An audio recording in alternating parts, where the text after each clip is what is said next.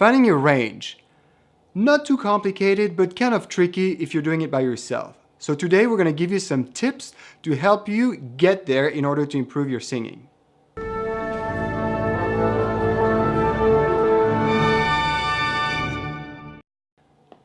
Welcome to Rookie Genius, the channel that helps you pick up new skills as easily as you pick up a gallon of milk. This came from my wife. You're welcome. All right, Jessica, thank you so much for coming once again on our channel to talk about our third fundamental. Tell us again what it is. Finding your range. Finding your range. We are going to go over two key elements of finding your range. First, I'll describe the different types of voices, and the second, we'll talk about warming up, and we'll talk about what that means later. But these are two elements of finding your range. So a range is how low you can sing to how high you can sing. And there's 4 different types of voices. For women, there's 2. The first is soprano, and they sing higher. The second is alto, and they sing a little bit lower. For men, there's 2 different types of voices. There's a tenor, which sings a little bit higher for a guy, and a bass, which sings lower. All right, so what we're going to do so that you can know what your range is, we're going to play different notes that identify roughly with each category of voice type. And for me, I'm a soprano. So what we're going to start with is a lower note, and that you'll feel it resonating here. So everyone put your hand on your chest, and you'll feel that. This is a soprano. Ooh. And do you feel that resonance right here in your chest voice? And then as we go higher, you'll feel the resonance go up into your head. You'll feel it in your head, and that is called your head voice. And so a soprano's high note is typically an A. And so could you play that high A? Excellent. So you're gonna start on that ooh, ooh. I'm gonna sing that again because my voice is shot. Okay.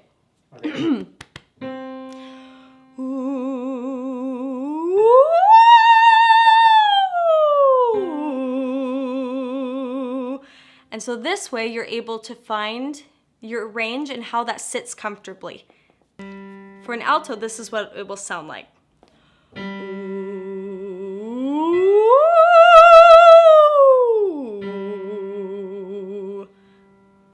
And the notes are a G below middle C and an E.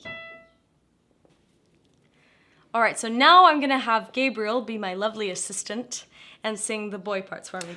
Before we get there, first of all, know that I'm not anywhere close to how good Jessica is, so don't expect the same woo. And I have a question for you. Mm-hmm. You give us some notes, a range for soprano, alto. Mm-hmm. Can someone be in between? Absolutely. Okay. Absolutely. So it's like the 4 main buckets, but if you are in between, you can shift from one voice to another. Absolutely. And also this is just a general guide, and it doesn't necessarily mean that you can't sing higher than an A if you're a soprano. I sing a lot higher than an A, but this is just a general idea. Okay, to give you. Fantastic. All right, my turn. Okay, all right.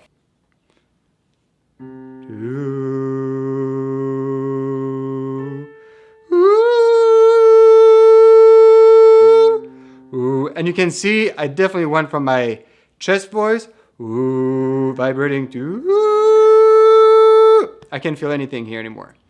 So it really went from here to there. So that's a tenor. So if you're very comfortable with your head voice, that's probably what you want to sing. All right, now bass. Ooh.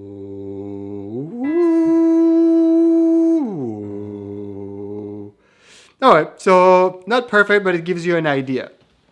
So let's have Jessica come back, and I have several questions for you. Great. So now that I know my voice, I know my baritone, how does it help me? Like, how can I find out what song is good for me? Because I don't have perfect pitch. I can't just tell like, oh, this song is good enough. So like, if I'm hearing a song on the radio or whatever, what is the best way for me to just translate that into a good voice, or at least knowing that it's the right range?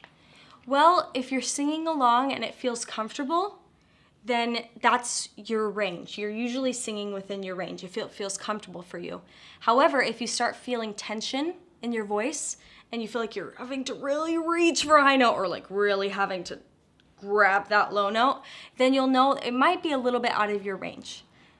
So again, I think we mentioned it before. It's not a scenario of no pain, no gain. It is absolutely like, if it hurts, stop it. Like Absolutely. It's not right. Okay, perfect. Absolutely. All right, the second question that I had is, now that I know roughly what I can or cannot sing, and I know how to find that, the whole video, the whole series is about improving your singing. So can we actually increase that range? Absolutely. That translates perfectly into the second element. That was not planned at all. No, it wasn't. It worked great. And it's about warming up. And just like a runner before he sprints, he has to stretch. And that's stretching for the voice, is warming up and getting ready to hit higher notes and reaching those high skies. Perfect. The 2 warm-ups I want to teach you are very basic, and anyone can do this. And there are many warm-ups to choose from, but I thought these would help you the most. The first is a siren.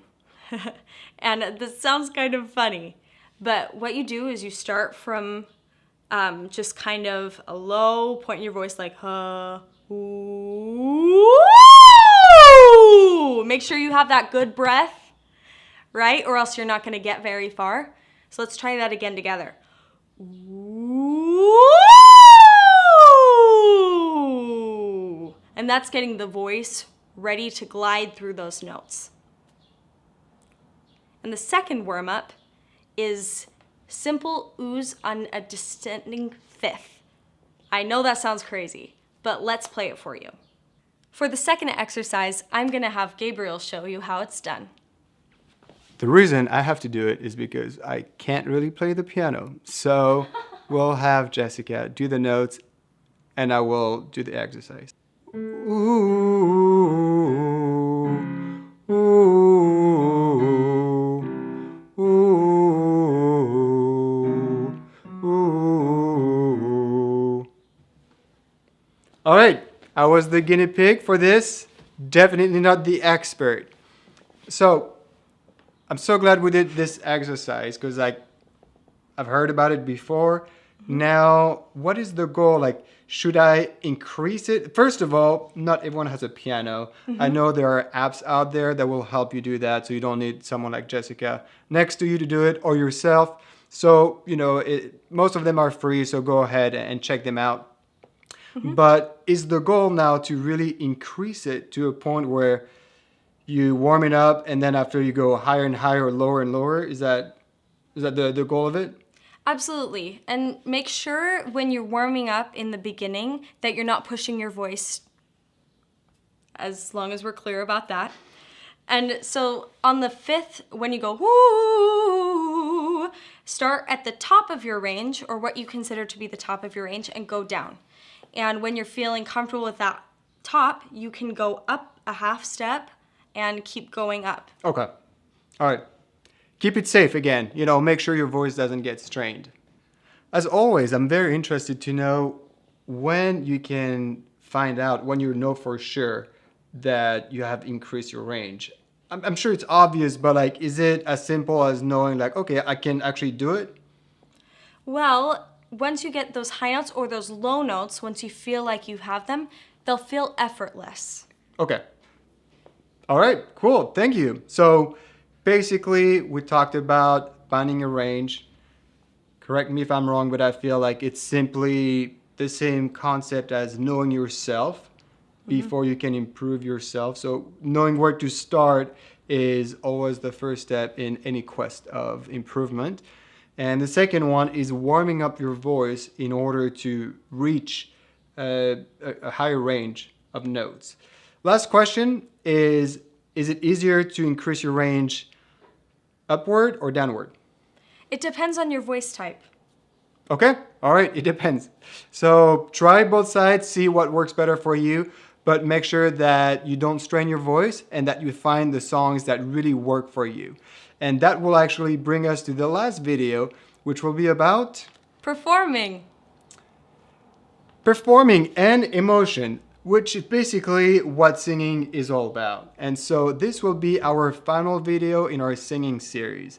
And so thank you so much for watching this video. Please let us know if you liked it and comment below if you have anything to either ask us or tell us. We want to hear it all. And make sure to subscribe so you don't miss any of our future videos. All right, have a great day.